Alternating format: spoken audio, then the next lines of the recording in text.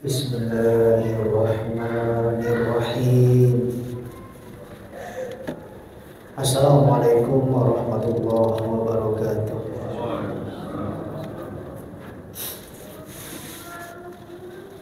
Alhamdulillah, wassalatu wassalamu ala Rasulillah wa ala alihi wa ashabihi wa man walah. Asyhadu an la ilaha illallah wahdahu la syarika lah wa asyhadu anna Muhammadan abduhu wa rasuluhu la nabiyya ba'dah. Amma ba'd, fa inna asdaqal hadithi kitabullah wa khairal huda huda Muhammadin sallallahu alaihi wa ala alihi wa sahbihi wa sallam.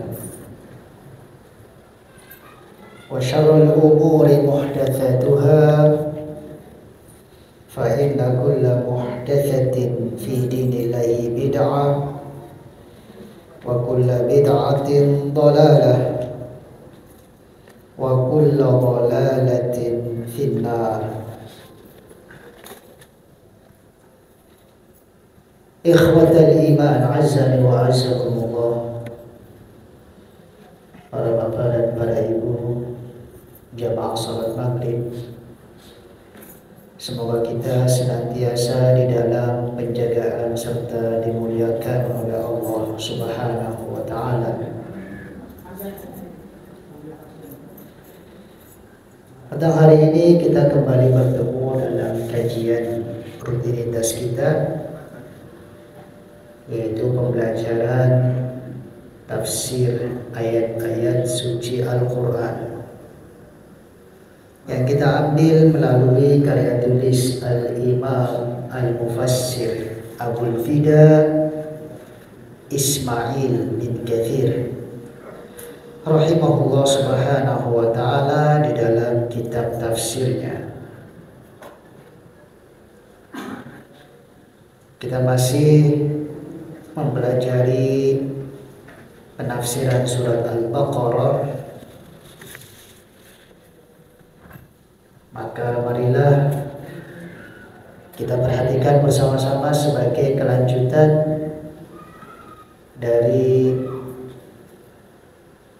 pertemuan yang telah lewat kita bahas di kitab ini.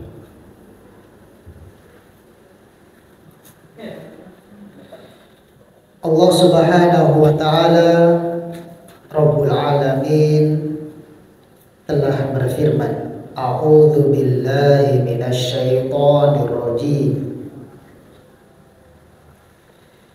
Ya ayyuhan nasu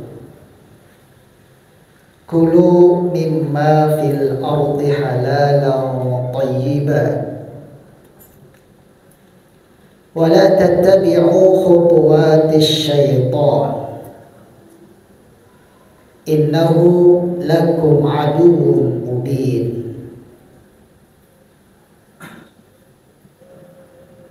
Yang artinya kurang lebih,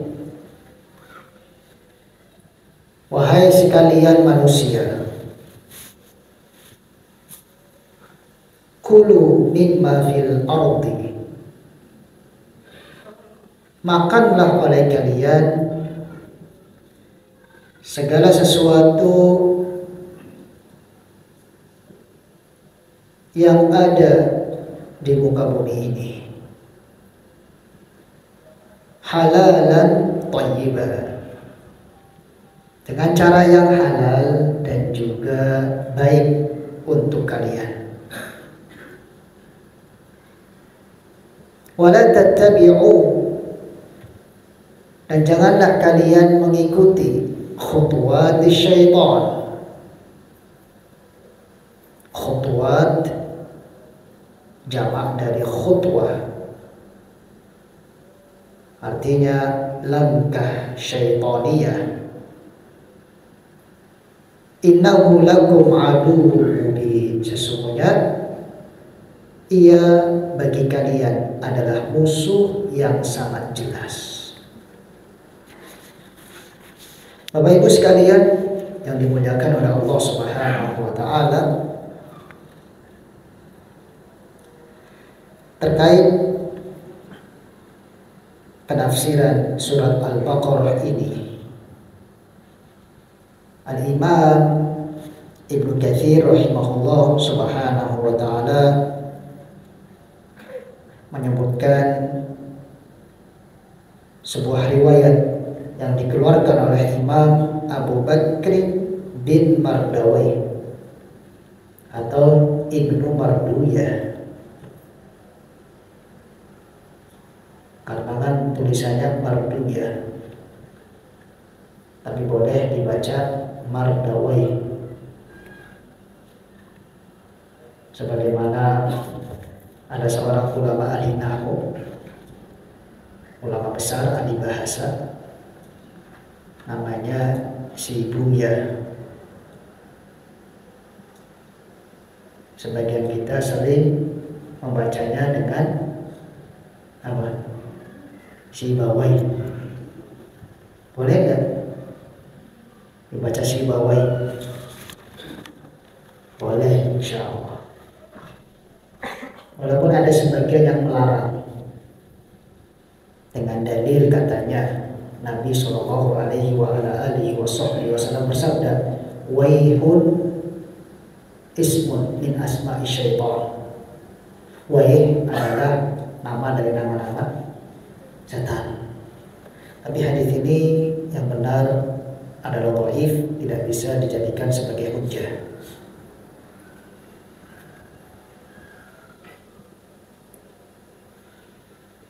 Kita lihat bersama-sama dalam kitab tafsir Ibnu Katsir. Beliau al-muallif menyebutkan sebuah hadis yang dikeluarkan oleh Imam Ibnu Marduyah atau Ibnu Mardawai dari sahabat Nabi sekaligus mufassirus sahabah, ahli tafsir yang paling hebat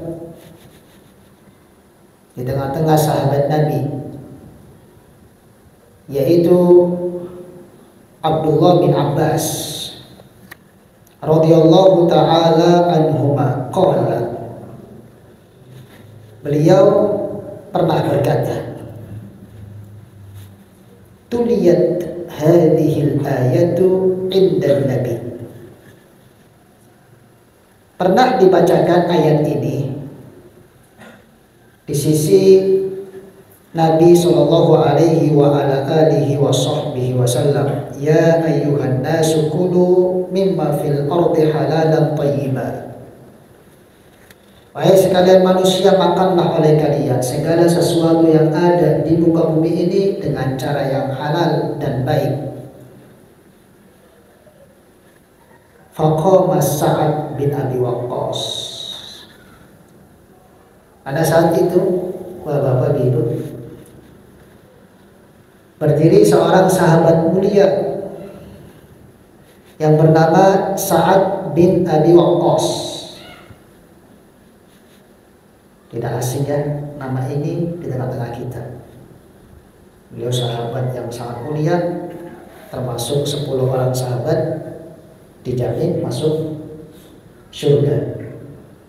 Ahadul mubashshirina bil jannah.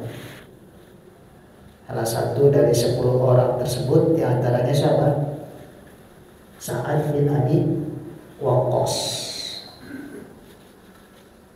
Beliau juga yang kita kenal sebagai juru panah yang terbaik, ahli panah. Mungkin kalau zaman sekarang ahli apa? Tembak. Karena dulu tidak ada tembakan, tidak ada pistol. Berperang melawan orang-orang kafir musuh Islam, yang mereka gunakan adalah pedang, panah, dan yang semisalnya tombak, belati. Dan waktu itu yang paling hebat, bahkan diakui oleh Rasulullah keahliannya dalam bidang memanah, siapa? Sa'ad bin Abi Waqqas. Rasulullah pernah menjamin kedua orang tuanya sebagai tebusan kalau anak panah Sa'ad bin Abi Waqqas meleset dari sasaran. Masya Allah ya. Sehingga kata Ali bin Abi Thalib, aku belum pernah mendengar Rasulullah menjamin siapapun sampai kedua orang tuanya sebagai tebusan, kecuali di saat beliau bersabda di hadapan Sa'ad bin Abi Waqqas, ayo lempar anak panah itu. Fadakat abi wa ummi, ayah dan ibuku sebagai tebusannya. Luar biasa ya. Ayuhal ikhwah azani wa azakumullah. Ketika disebutkan surat Al-Baqarah tadi, waktu itu Rasulullah dan para sahabatnya sedang berkumpul, berdirilah Sa'ad bin Abi Waqqas faqala, lalu beliau berkata radhiyallahu ta'ala anhu, ya Rasulullah, wahai utusan Allah, ud'ullaha an yaj'alani mustajab da'wah. Berdoalah kepadaku, berdoalah kepada Allah, maksud saya, berdoalah kepada Allah supaya Allah menjadikan aku orang yang diijabahi doanya. Padahal waktu itu kita akan tahu ya bahwa Nabi Shallallahu Alaihi Wasallam menjuluki Sa'ad bin Abi Waqqas ini salah satu sahabat yang diijabahi doanya oleh Allah Subhanahu Wa Taala. Tetapi terus memohon kepada Nabi supaya didoakan bahwa aku setiap kali berdoa mau diijabahi. Ini menunjukkan semangatnya Sa'ad bin Abi Waqqas untuk menjadi orang yang baik, untuk menjadi segala doanya terijabah di sisi Allah Subhanahu wa Ta'ala.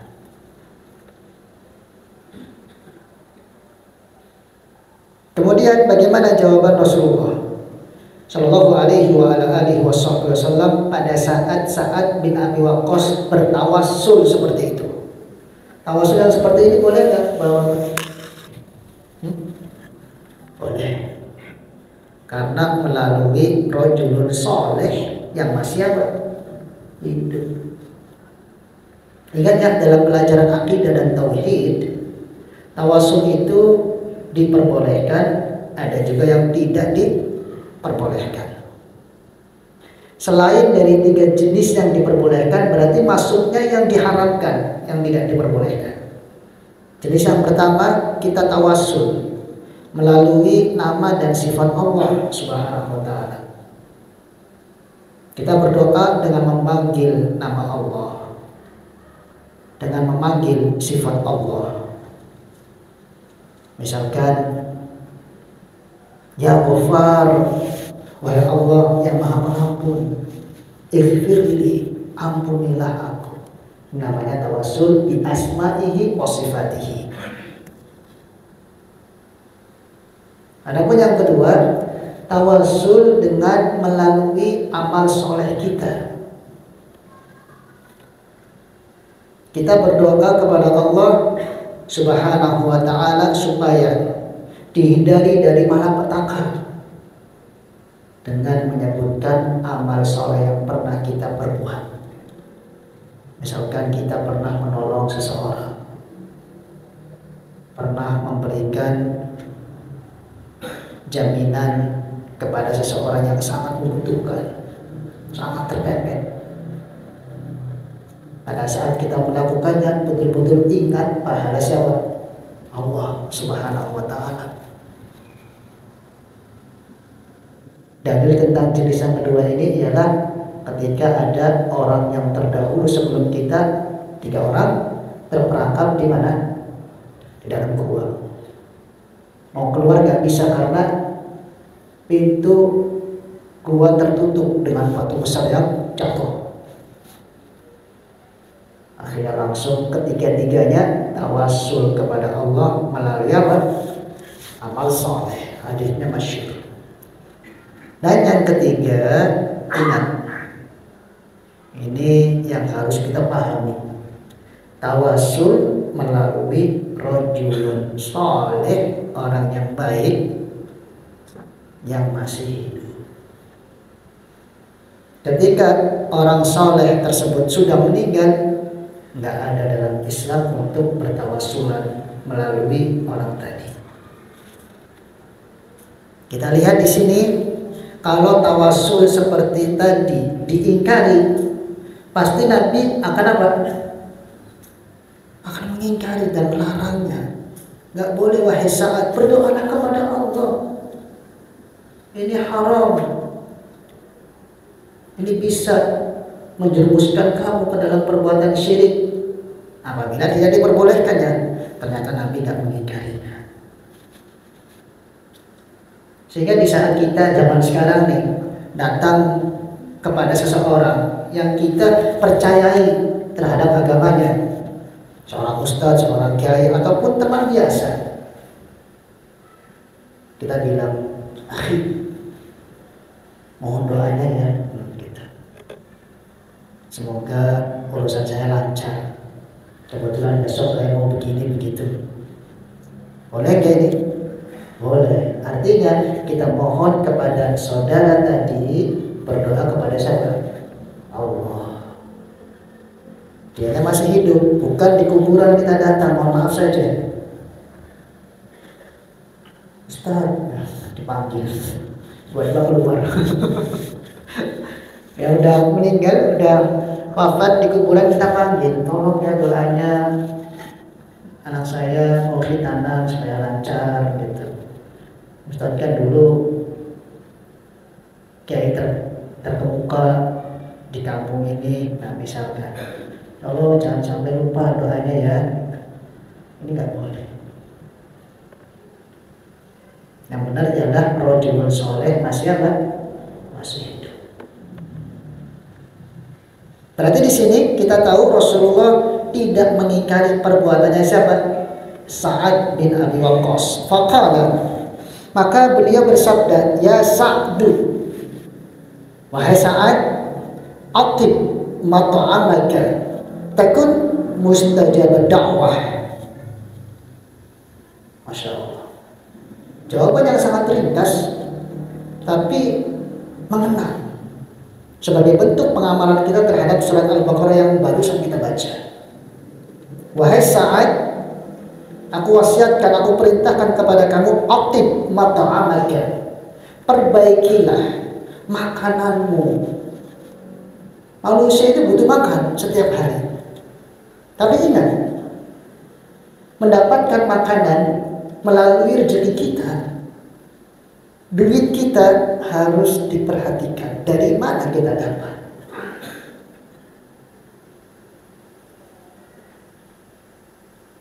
Ini yang dianjurkan oleh Nabi Shallallahu Alaihi Wasallam sebagai penjelasan terhadap firman Allah, ya ayyuhan nasu kulu mimma fil ardi halalan thayyibah. Wahai manusia, makanlah oleh kalian segala sesuatu yang ada di muka bumi ini berupa rezeki. Tapi nggak sampai di sini ayatnya. Ada kelanjutannya, halalan thayyibah, dengan cara yang halal, artinya bukan haram, dan baik untukmu, artinya tidak memudaratkan. Ternyata apabila kita mengamalkan ayat yang mulia ini, insya Allah kita akan menjadi seorang hamba yang diijabahi doa kita. Sebagaimana Nabi perintahkan kepada Sa'ad bin Abi Waqqas, "Atib mat'amaka." Perbaikilah konsumsi makanan kamu. Dari mana kamu peroleh harta yang kamu dapatkan untuk membeli makanan, sehingga kamu makan dan keluarga kamu juga ikut makan. Perbaikilah cara meraihnya. Atib mat'amaka takun mustajabat da'wah. Niscaya kamu menjadi manusia yang diijabahi doanya. Berarti ini sangat penting Bapak Ibu. Kita jangan sampai memiliki slogan alasan cuma kalau nggak kayak gini aku nggak bisa makan. Nah gitu. Harus dikasih aku nggak bisa makan makanan yang halal. Nah gitu. Karena yang dianjurkan oleh Allah Subhanahu wa taala ialah makanlah apa yang ada di muka bumi ini dengan cara yang halal. Kalau Anda paksa diri Anda misalkan untuk mengambil harta dengan cara yang haram, dibelilah dengannya makanan, kemudian Anda makan, keluarga Anda makan, ini yang tidak dianjurkan, malah itu dilarang. Dan pasti akan berefek pada doa Anda sekalian. Sehingga kalau misalkan kita berdoa, Bapak Ibu, mohon maaf saja, kok sepertinya tak kunjung datang pengijabahan. Yang dikoreksi diri kita. Jangan langsung seponyong-ponyong, gimana sih Allah katanya maha mendengar, katanya maha melihat. Setiap sebelum subuh saya sudah bangun di sepertiga malam terakhir, tapi nggak ada wujudnya. Nah gitu. Mana apakah Allah nggak mendengar doaku?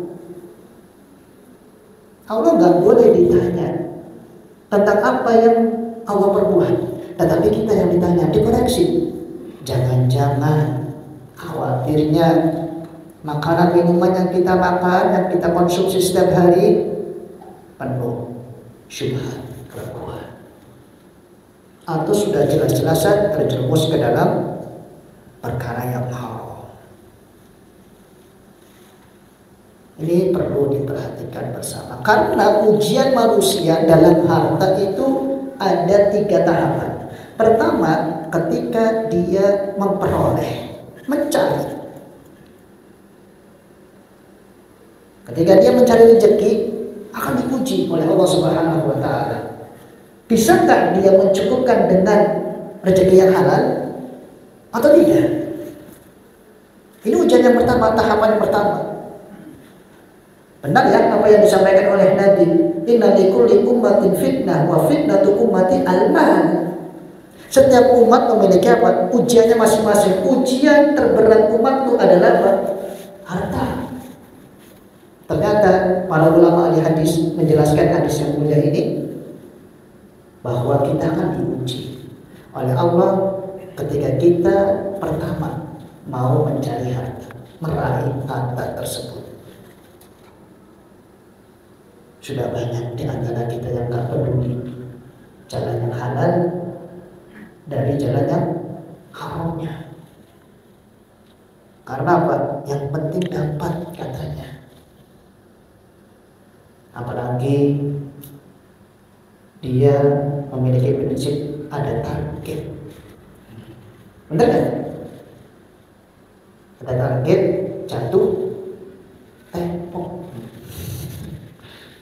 Rumah masih ada cicilan, motor masih ada cicilan, baju yang dipakai masih ada apa? Masih ada cicilan. Udah targetnya dia, pokoknya harus begini. Makanya teman-teman, orang-orang yang terjerumus ke dalam, mohon maaf saja, riba, banyak cicilan ke sana kemari, sangat kecil kemungkinannya dia bisa membersihkan penghasilannya dari jalan yang halal. Karena yang ada dalam benak pikirannya dia target. Saya nggak bisa bahagia kalau sudah jatuh tempo, karena yang bahagia hanya jatuh cinta. Jatuh tempo udah pusing. Inilah ujian yang pertama. Dari sini juga kita mendengar hadis Rasulullah Shallallahu Alaihi Wasallam, la tazulu qadama abdin hatta yus'ala an arba'. Nanti pada hari kiamat 2 kaki seorang hamba tidak akan bisa bergeser ke kanan, ke kiri, ke depan dan ke belakang, sehingga terlebih dahulu Allah tanyakan kepada dia tentang berapa? 4 perkara. Di antara 4 perkara yang Rasulullah sebutkan, an-malihi min aina iktasabahu, tentang hartanya dari mana ia peroleh. Orang yang selalu terjerumus ke dalam penghasilan yang tanda kutip ya, selalu ada syubhat, kalau sudah jelas-jelasan penyelewengannya, penyimpangannya, ini akan dihukum oleh Allah. Doanya dia tidak akan diijabahi. Tapi buktinya saya masih nyaman dengan riba saya, misalkan ya, masih nyaman dengan aktivitas jambretan saya. Nah, kemudian saya sudah punya ini, sudah punya itu, sudah punya ini, sudah punya itu. Nanti kan Allah selalu memberi. Itu yang Anda dapat bukan rezeki, tetapi yang Anda dapat ialah perkara dunia yang selalu melalaikan Anda. Itu sudah pasti ya, karena kalau rezeki konotasinya selalu baik. Allah sebutkan di dalam Al-Quran, fabtaghu indallahi rizqa, raihlah oleh kalian rezeki. Tapi kalau dunia konotasinya buruk, wa gharratkumul hayatud dunya, dunianya lah yang melalaikan kalian dari mengingat Allah. Dunia itulah yang melalaikan kalian. Makanya, mohon maaf saja, orang bergelimpangan harta, mobil sudah punya, rumah sudah punya, ini udah punya, itu udah punya, semuanya, kurang apa lagi? Tetapi fasilitas yang dia miliki justru menjadikan dia jauh dari agama Allah. Berarti ini bukan rezeki, teman-teman. Ini istidraj, ujian, terus jebakan nikmat yang Allah Subhanahu wa Ta'ala berikan. Bukan berarti Allah mengabulkan doanya dia. Sekarang dia terjerumus ke dalam apa? Perkara-perkara yang haram. Maka jangan kita tertipu dengan keadaan orang-orang yang semakin banyak dunianya, walaupun dia terjerumus banyak keharaman-keharaman dalam usahanya. Itu bukan rezeki, tetapi dunia yang Allah Subhanahu wa Ta'ala berikan sebagai jebakan buat dia, dan nanti di hari kiamat dia tidak akan dapat apa-apa. Ikhwatul iman azza wa azakumullah. Maka lebih baik seorang muslim berpikir dengan pikiran yang jernih melalui bimbingan Nabi besar Muhammad sallallahu alaihi wa ala alihi wa sahbihi wasallam. Perbaikilah penghasilan kita. Jangan pernah kita merasa nyaman dengan penghasilan-penghasilan yang diharamkan. Karena kalau sudah merasa nyaman terhadap sesuatu, nggak bisa lepas. Benar nggak? Sebagaimana dalam pergaulan. Kalau kita memilih, mohon maaf saja, teman-teman yang kurang baik dalam agamanya, setiap kali kita bergaul dengannya, akrab, padahal teman-teman tersebut kurang mendukung kita untuk mentaati Allah. Akhirnya lama-kelamaan kita akan tentram. Kalau sudah tentram, nyaman, susah untuk apa? Meninggalkannya. Disitulah kita akan berubah fitrah ruh kita dari yang baik menjadi ruh jahat. Al-arwahu junudun mujannadah. Nabi bersabda demikian. Roh-roh itu ibarat seperti pasukan yang sedang apa? Sedang dilatih dalam suatu kesatuan. Al-arwah junudun mujannadah, fama ta'arafa minha iktalaf. Kalau ruh sudah saling mengenal, nyaman, maka akan selalu bersatu. Wa ma tanakara minha ikhtalaf. Tapi kalau ruh sudah saling mengingkari, merasa asing, dia akan berpisah. Artinya kalau kita paksa jiwa kita nyaman terhadap keharaman, nanti tidak bakalan lepas. Yang seharusnya ketika tidak nyaman dia berpisah, kan tahu, ya kan? tetapi dia terus berdiam diri di situ. Begitulah umpama atau ibarat yang telah digambarkan oleh Nabi tentang roh-roh manusia. Al-arwahu junudun mujannadah. Jadi kita bisa tahu ya indikator roh kita ini tipikalnya di mana. Untuk mengetahui tipikal roh seseorang nggak mesti belajar dari buku dulu, tidak. Tetapi melalui pembelajaran hadis tadi kita bisa tahu tipikal roh jiwa kita itu seperti apa. Ikhwatal iman azani wa azakumullah. Sungguh sangat mulia penafsiran hadis tentang ayat surat Al-Baqarah ini yang disebutkan oleh Imam Ibnu Katsir rahimahullah subhanahu wa ta'ala, bahwa di situ terdapat pelajaran dari Allah subhanahu wa ta'ala dan juga Rasulnya sallallahu alaihi wasallam, supaya kita hendaknya mencukupkan diri dari penghasilan yang apa? Yang halal. Tidak ada gunanya kita dikelilingi oleh fasilitas dunia, ternyata semakin menjadikan kita jauh dari agama Allah subhanahu wa ta'ala. Ayuhal ikhwah azzani wa azakumullah. Jamaah salat maghrib Masjid Al-Ikhlas yang dimuliakan oleh Allah subhanahu wa ta'ala.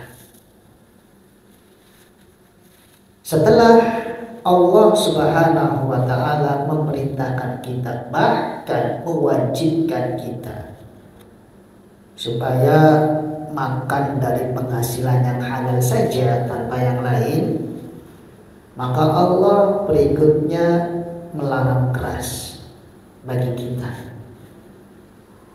Karena larangan ini kalau dikerjakan, kita akan terjerumus ke dalam perkara-perkara yang dihalalkan.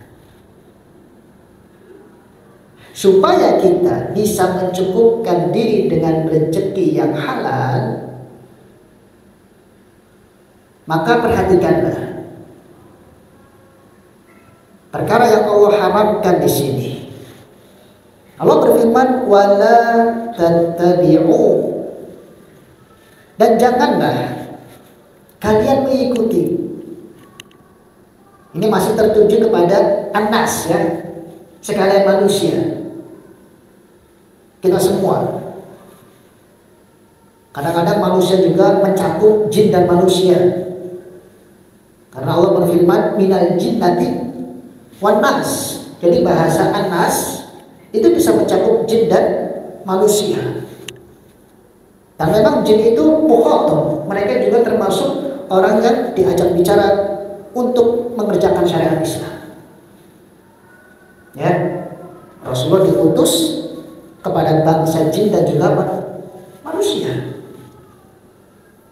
Sehingga ketika dilafadzkan anas di sini bukan berarti khusus kita, mencakup mereka juga. Wala tattabi'u, janganlah kalian mengikuti khutuwat syaitan. Khutuwat jamak dari khutwah tadi disampaikan, artinya langkah syaitaniyah. Jangan kalian ikuti. Kadang-kadang kita memiliki persepsi sendiri. Kalau saya tidak terjerumus ke dalam kredit ribawiyah ini, kapan saya punya rumah? Nah, gitu kan? Ini langkah syaitaniyah supaya kita nyaman terhadap ribawiyah. Benar kan? Langkah syaitaniyah kita nggak sadar sudah masuk ke dalam perangkat syaitan. Dan perangkap syaitan itu selalu dihiasi dengan bunga-bunga yang sangat indah. Enak loh kamu, udahlah, nggak apa-apa kok. Nanti kamu akan termotivasi kalau ada tantangan, daripada kamu hidup tanpa cicilan. Kan nggak ada tantangan. Demi Allah ikhwan, ada sebagian yang mengatakan begitu. Saya dengar sendiri. perlu disebutkan namanya. Ya saya harus begini hidupnya, karena kalau begini, saya termotivasi, jadi semangat kerja. Ya, tapi kalau nggak ada cicilan, nggak ada utang, saya nggak termotivasi kerja. Berarti kerjanya dia nggak ikhlas dong kalau kayak gitu ya. Sebenarnya kan dia harus kerja untuk apa? Mencukupkan diri dia dan keluarganya. Dan hendaklah jauhkan sebisa mungkin dari hutang, kan begitu. Karena Rasulullah sangat takut dalam hidupnya yang namanya apa? Hutang. Ternyata zaman sekarang nama aku mengikuti Rasulullah Shallallahu Alaihi Wasallam tidak terlepas dari segala hutang dan cicilan. Apalagi melalui lembaga-lembaga ribawiyah. Berarti itu khutuwat syaitan, langkah-langkah syaitan.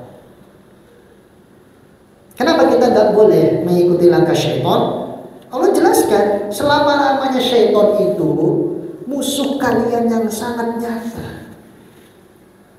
Di dalam surat Al-Kahfi, justru Allah Subhanahu wa taala ingatkan kita, afatattakhidunahu wa dzurriyyatahu awliya'a min duni wa hum lakum adu.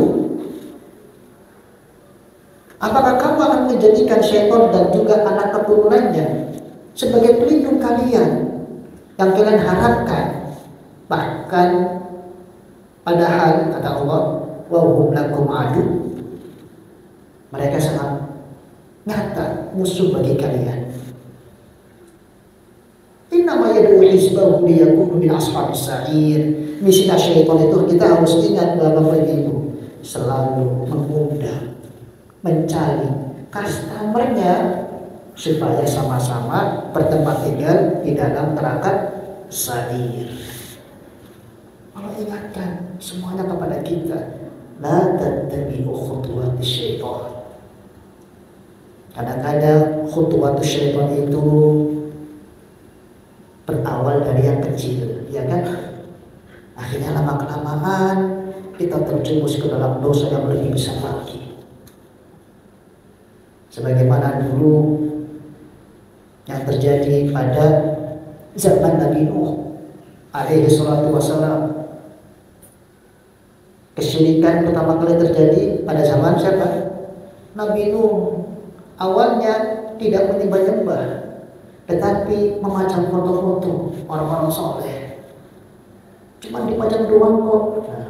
Karena syaitan awalnya udah pajang aja supaya kamu ingat kebaikannya. Jangan disembah, tetap kamu menyembah Allah Subhanahu wa taala. Oh iya kan? Apalah artis sebuah pajangan, ada gitu. Akhirnya lama-kelamaan diagungkan. Namanya orang kalau ingat seseorang berlarut-larut, kan dia akan semakin apa? Tumbuh kecintaannya lebih besar, ya kan? Coba aja kan, jangan dicoba. Misalkan kita menyimpan foto perempuan, ya cuma dia doang kok. Yang pertama dilihat, cakep juga, lama-kelamaan apa? Langsung tergiur. Benar tidak? Pertamanya cuma foto doang. Dan ini namanya khutwah, langkah yang bisa menjerumuskan kita ke dalam dosa yang sangat nyata.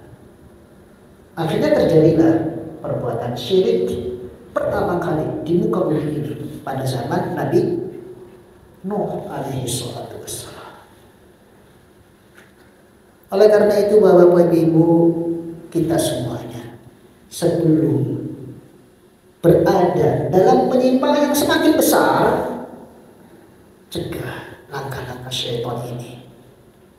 Jangan pernah kita tergiur. Karena awalnya kecil, nanti lama-kelamaan kita sudah semakin jelas, semakin besar terjerumus dalam dosa. Sementara kita sudah diingatkan oleh Allah dalam banyak ayat ya, penyebutan tentang syaitan itu musuh bagi kita di Al-Quran itu banyak sekali, bukan satu ayat, dua ayat, ya kan? Tetapi banyak.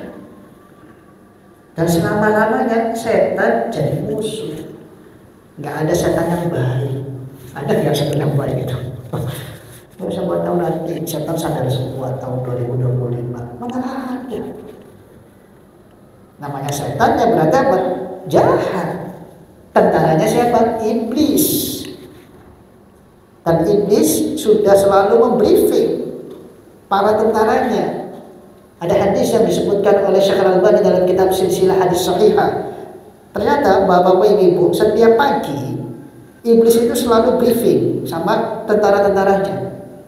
Itu setiap pagi. Lo taunya dari mana? Nabi yang memberitahukan. Kita nggak pernah jadi dukun, jadi tahu perkara-perkara gaib. Tapi Nabi bersabda, setiap hari iblis membriefing tentara-tentaranya, kemudian memotivasi mereka. Man adalla minkum musliman albastuhu tajan. Satu hari kalau kamu bisa menyesatkan satu muslim saja, aku berikan mahkota. Nah, sementara kita bisa bayangkan satu hari yang sudah disesatkan oleh iblis dan para tentaranya berapa orang? Banyak. Ya, jangan dilihat di dalam masjid Al-Ikhlas saja. Satu, kamu baik-baik saja, kok kan ini bukan hanya di sini saja, ya kan? Tapi di mana-mana. Ya dan billah tabaraka wa ta'ala. Bapak Ibu sekalian yang dimuliakan oleh Allah Subhanahu wa taala, sungguh ayat yang mulia ini banyak pelajaran yang harus kita petik dan harus kita amalkan dalam kehidupan kita sehari-hari supaya kita senantiasa di dalam penjagaan Allah Subhanahu wa taala. Mengingat keterbatasan waktu yang kita miliki, insya Allah kita cukupkan sementara pembelajaran tafsir Ibnu Katsir sampai di sini. Semoga Allah Subhanahu wa taala senantiasa menambahkan kita ilmu yang bermanfaat dan memberikan kepada kita pemahaman yang paling lurus di setiap kali mempelajari ilmu agamanya.